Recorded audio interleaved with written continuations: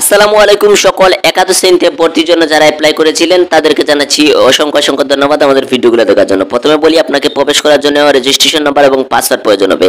আপনারা জানেন আগামীকাল 23 তারিখ রাত 8টার পরেই কিন্তু আপনাদেরকে একটি কনফার্ম এসএমএস পাঠানো হয়েছে কলেজ থেকে। এখানে রয়েছে ইআইএন নম্বর 129729, সেটার মাধ্যমে আপনি কিভাবে জানবেন আপনাকে কোন কলেজে অ্যাকসেপ্ট করা হয়েছে। যখন আপনি প্রথম আবেদন করেন তখন কিন্তু আপনাকে এরকম একটি ফর্ম দেওয়া হয়েছে, বা দোকান থেকে করে থাকলে তারা প্রিন্ট করে দিয়েছে বা আপনাকে স্ক্রিনশট দিয়ে দিয়েছে। সেখান থেকে আপনাদেরকে ইআইএন নম্বরটি মিলাতে হবে। আমার 129729 সাথে মিলেছে, আর সেটা হচ্ছে মৌলভীবাজার সরকারি কলেজ, মানে আমাকে মৌলভীবাজার সরকারি কলেজ অ্যাকসেপ্ট করেছে। আপনাদের ইআই নম্বরে যে কলেজ রয়েছে সেই কলেজ আপনাকে অ্যাকসেপ্ট করেছে। এখন যদি আপনি সেই কলেজে অ্যাকসেপ্ট হতে চান, মানে আপনি সেই কলেজেই পড়তে চান, তাহলে এখানে নিশ্চয়ন করতে হবে। তার জন্য আমাদের ওয়েবসাইটে প্রবেশ করে এখানে নির্বাচন নামে একটি অপশন পাবেন, সেখানে আপনাদেরকে সিলেক্ট করতে হবে। সিলেক্ট করার পরে নিচের দিকে দেখবেন লেখা রয়েছে নির্বাচন নিশ্চয়ন করুন। আপনাদেরকে এখানে সিলেক্ট করতে হবে এবং আপনারা উপরের দিকেও দেখতে পারবেন আপনাকে কোন কলেজ অ্যাকসেপ্ট করেছে।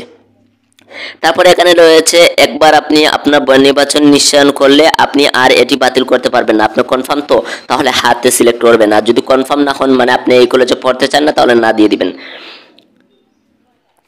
এরপরে যে কাজটি হচ্ছে নেক্সট পেজে আপনাকে কি করতে হবে, এখানে দেখবেন কিছু সময় ওয়েট করবেন, সার্ভারে কিছু ডিস্টার্ব করতেছে, এর জন্য এই সমস্যা হচ্ছে। তারপরে দেখবেন রয়েছে সোনালী ব্যাংক পলিসি, আপনাদেরকে এখানে সিলেক্ট করতে হবে। তারপরে রয়েছে অগ্রসর করুন, আপনাকে এখানে সিলেক্ট করে নেক্সট পেজে যেতে হবে। তার আগে আমি আবারও বলে দিচ্ছি, যদি আপনাকে আপনার পছন্দ মতো কলেজটি অ্যাকসেপ্ট করে থাকে, যদি আপনি সেই কলেজেই পড়তে চান তাহলে নিশ্চয়ন করবেন, আর যদি সেই কলেজে পড়তে চান না তাহলে নিশ্চয়ন করার কোনো প্রয়োজন নাই। পরবর্তী একটি ডাক দিবে আবার নতুন করে আবেদন করার জন্য, সেখানে আপনি আবেদন করে নেবেন।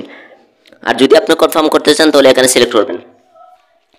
তারপরে যেই কাজটি করতে হবে, মোবাইল ব্যাংকিংয়ে সিলেক্ট করতে হবে। চাইলে আপনি নগদ ব্যাংকিং রকেট সবগুলো থেকে করতে পারেন, যেমন আমি বিকাশ থেকে করবো তাই বিকাশে সিলেক্ট করলাম। তারপরে নেক্সট পেজে রয়েছে পে ওয়েট বিকাশ, মানে আপনি কনফার্ম বিকাশ করতে চান, এখানে সিলেক্ট করবেন।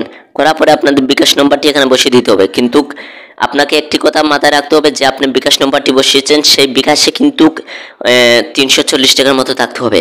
বিকাশ নম্বর দেওয়ার পরে সেই মোবাইল নম্বরে একটি এসএমএস যাবে, এসএমএস বসিয়ে দিবেন। তারপরে এখানে আপনার পিন নম্বর চাইবে, পিন নম্বর বসিয়ে দিবেন। তারপরে দেখবেন আপনাদের নেক্সট পেজে একটি এসএমএস দেওয়া হয়েছে। এসএমএস এ কি দিচ্ছে আমি দেখাচ্ছি। রয়েছে শুধু আপনার লেনদেন সফলভাবে সম্পূর্ণ করা হয়েছে, ধন্যবাদ। মানে হচ্ছে আপনার আবেদনটি অবশেষে কনফার্ম হয়েছে। আর এই মুহূর্তে আজ এখানে ভিডিওটি শেষ করছি। আর যেখান থেকে দেখছেন অবশ্যই আমাদের ইউটিউব চ্যানেলটি সাবস্ক্রাইব করে রাখবেন নতুন নতুন ভিডিও পাওয়ার জন্য, এবং নেক্সটে কিভাবে আপনারা আবেদন করবেন সেই ভিডিওটিও আমি দিয়ে দিব। এ ছিল আজকের ভিডিও, সাথে ছিলাম আমার মারুফ, এসএম টিভি মিডিয়া থেকে। ধন্যবাদ।